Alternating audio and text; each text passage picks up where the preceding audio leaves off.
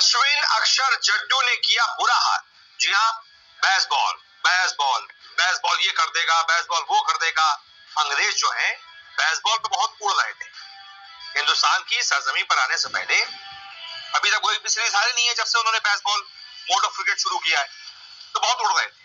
लेकिन जैसे हिंदुस्तान की सरजमीन पर आए, बेसबॉल की हवा निकल गई, ऑन द मूव गिर गया बेसबॉल। समझ ही नहीं आ रहा था कि करे तो करे क्या, खेले तो खेले कैसे।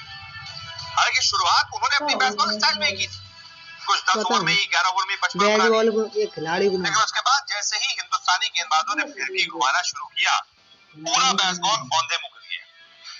फिर किसी के पल्ले पे चौके छक्के हर ओवर में 5 रन नहीं आ रहे, हालत खराब हो गई। एक समय तो ऐसा आया था कि लग रहा था कि 200 भी बन पाएंगे या नहीं बन पाएंगे, लेकिन फिर भी अच्छा खेले इंग्लैंड वाले। लेकिन ओवरऑल उनका स्कोर आप देखेंगे तो रन रेट पर नजर जाएगी तो मुझे नहीं याद ऐसा आखिरी बार कब हुआ होगा जब से बेसबॉल क्रिकेट शुरू हुआ है।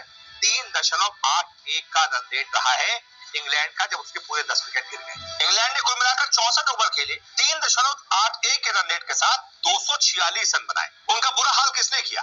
बेसबॉल का बुरा हाल किसने किया? ऑन द मूव उसको किसने गिराया? अश्विन, अक्षर, जडेजा और बुमराह ने। जैसे ही 12वें ओवर में बेन डकेट का विकेट गिरा, इंग्लैंड की हालत खराब होती चली गई।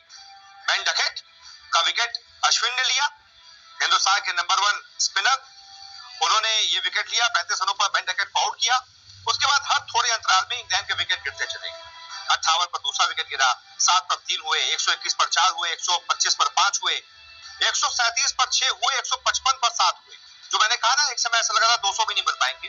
जब 155 पर 7 हुए तो वहां से लगा कि भाई यहां से तो शायद 180, 90, 200 तक इंग्लैंड सिमट जाएगी। लेकिन आखिर में बेन स्टोक्स ने बहुत अच्छी बल्लेबाजी की, तारीफ करनी पड़ेगी। 88 गेंदों पर 70 रन बेन स्टोक्स ने बनाए, कप्तानी पारी खेली। इकलौते ऐसे बल्लेबाज रहे इंग्लैंड के जिनके बल्ले से 50 निकला है, बेन स्टोक्स।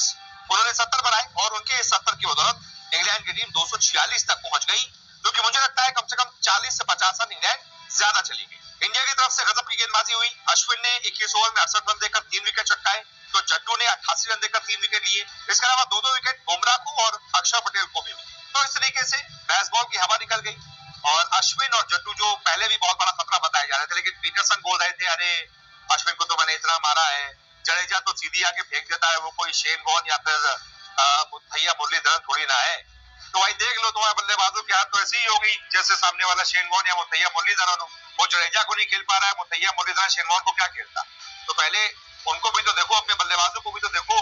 पीटरसन साहब, तुमने बना लिए होंगे रन, तारीफ है तुम्हारी, लेकिन कम से कम अभी के हालात देखो। जिस समय तुमने बनाए थे रन, उस समय अश्विन के 500 के आसपास विकेट नहीं थे, जड्डू ने इतनी गजब की गेंदबाजी नहीं की हुई और फ्लैट विकेट थे उस समय। अब थोड़ा टर्नर विकेट मिला है तो हालत खराब हो जाती है। यही होता है भाई, इसलिए किसी को भी हल्के में नहीं आंकना चाहिए, उसके बारे में बयान नहीं देना चाहिए। इसीलिए मैं कह रहा हूँ पीटरसन साहब से कि थोड़ा सोच समझकर बयान दीजिए। अभी तो जड्डू है जिसने आपकी हालत खराब कर दी, मुरली या वॉर्न होते तो राम जी।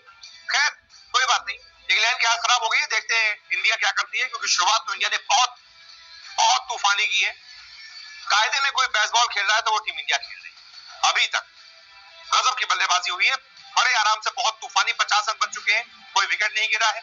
ये होती है तूफानी बल्लेबाजी और इसे कहते हैं बेसबॉल।